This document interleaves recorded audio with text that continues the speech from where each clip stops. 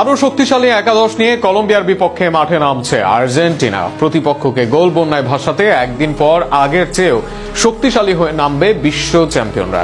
Attacking এ Messi, Alvarez, মিডে Enzo ডিপলের সঙ্গে সুযোগ পাবেন আলমাদা।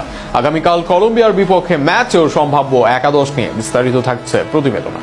কলম্বিয়ার বিপক্ষে আর্জেন্টিনার মূল একাদশে থাকবেন এমিলিয়ানো মার্টিনেজ, তা নিয়ে খুব একটা সন্দেহ নেই। সেন্টার ব্যাক পজিশনে মূল সেন্টার ব্যাক হিসেবে থাকবেন ক্রিস্টিয়ান রোমেরো, তার সাথে সেন্টার ব্যাক হিসেবে ফিরবেন নিকোলাস ওটামেন্ডি।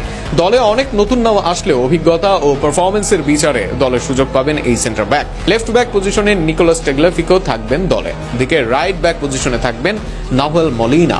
যদিও এই পজিশনে আছেন জুয়ান ফয়েল, তবে তার থেকে জাতীয় দলের সুযোগের দৌড়ে এগিয়ে আছেন অভিজ্ঞ মলিনা। মিডফিল্ড পজিশনে নেই অ্যালেক্সিস ম্যাকঅ্যালিস্টার, তবে ফিরেছেন এনজো ফার্নান্ডেজ, আছেন রদ্রিগো ডিপল। এই দুজন থাকবেন আর্জেন্টিনার মূল একাদশে। এদের সঙ্গে ম্যাকঅ্যালিস্টারের অনুপস্থিতিতে থিয়াগো আলমাদাকে দেওয়া হবে এই পজিশনে জায়গা।